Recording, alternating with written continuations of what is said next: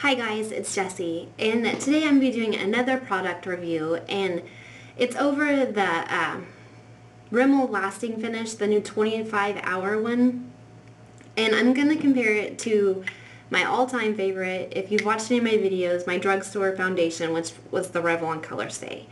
Well, I have a new one now, and it is the Rimmel one. I always liked the Revlon Colorstay because of the coverage you get with it, and I felt like it truly did last, but I feel like this one can be really thick and kind of hard to work with, whereas this one is a lot thinner, kind of like the Max Studio Fix Fluid, how it's a lot thinner but you get just as much coverage. This one is more like that. This one I don't feel like, I feel like you can't mess this one up. The color I got this one in is 100 Ivory, and this one is way closer of a match to my skin than this one, the buff, is.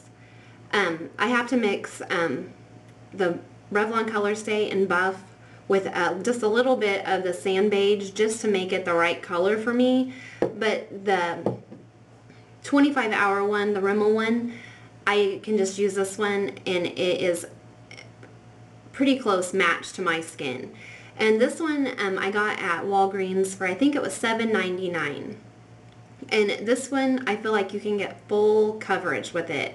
I don't have to, and this the one I'm wearing today, and I only used just a little bit of concealer just on my acne scarring on my cheek. That was it.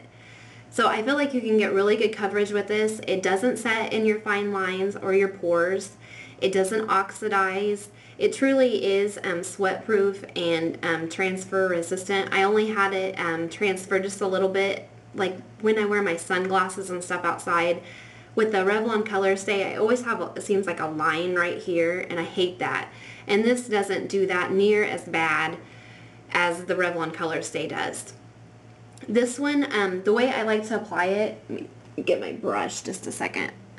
I've been using, and this I know isn't a foundation brush, but I never use brushes the way they say that they're supposed to be used.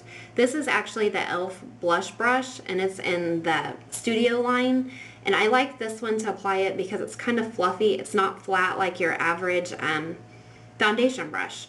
So I just put a little bit on the back of my hand and kind of stipple it in and then kind of smooth it out in circles. And this stuff truly does give an amazing finish.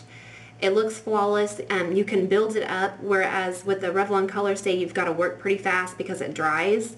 This stuff gives you time to work with it, and you can also go back and add thin layers to build it up to the coverage that you want. And you don't get that like cakey kind of where it like sets up look to it, which I hate. I only have to use just a tiny bit of a little bit of setting powder like in my oilier areas to get this stuff to last all day long. So I love this new foundation. This is like my new little go-to drugstore foundation. So it was really kind of hard for me to make this video because I've been using the Revlon Colorstay for over 10 years, and I've really not ever been able to find anything that has the coverage or